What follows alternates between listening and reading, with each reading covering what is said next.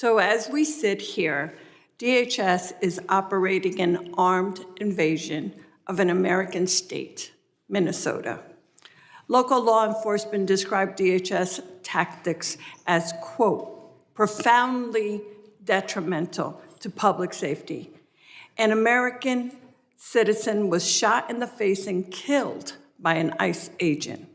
Secretary Noem and ICE Director Todd Lyons should be here testifying under oath what happened to Renee Good and the pervasive ICE violence against Americans, because we know Noem's taxpayers-funded media tour continues to spew outright lies about her department, including calling Renee Good a domestic terrorist.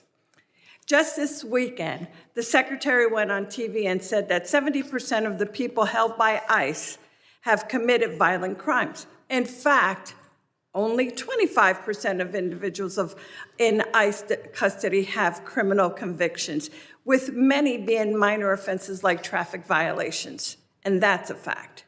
No one here can speak to the rampant DHS corruption, like the $200 million in taxpayers' money used for an ad campaign to the secretary's aide and family, or her so-called border czar, who accepted a fast food checkout bag stuffed with $50,000 cash bribe.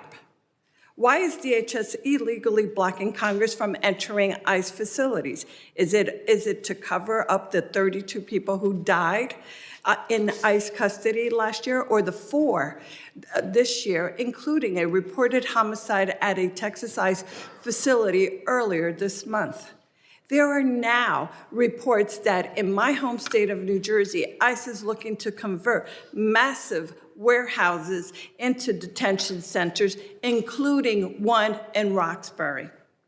None of these witnesses can speak to any of these abuses, but there are important questions that we can cover, starting with election security.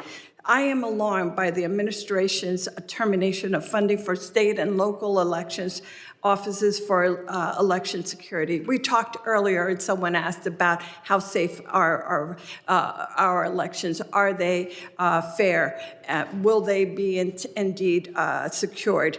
This president has attempted to weaponize CISA and spread disinformation about his election loss in 2020.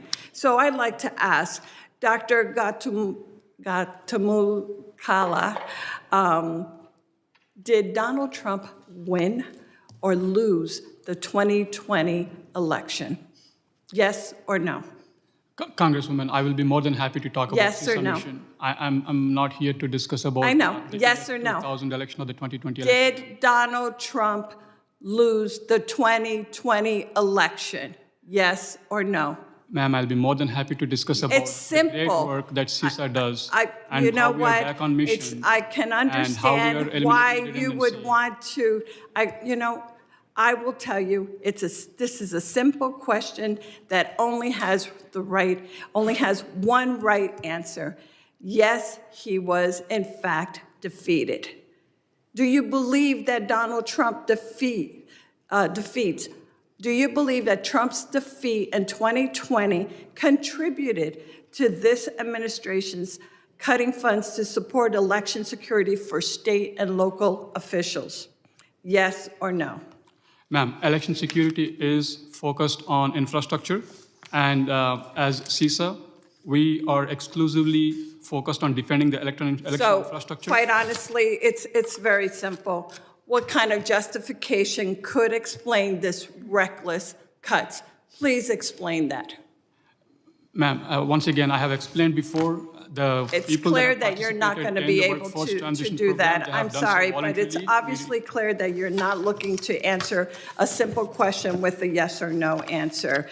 I am very concerned, Mr. Chairman, over the fact that one of my colleagues asked earlier about sharing information. And Ms. McNeil, the passengers, are we in fact making TSA, American citizens aware that TSA is in fact diverting resources, and how are those personnel information being shared between agencies? Do the American people know that their information may very well be shared? Generally, you can maybe respond in writing to that question, and the time has expired. That's Ms. Pou, fine. I Thank you, appreciate that. Mr. Chairman.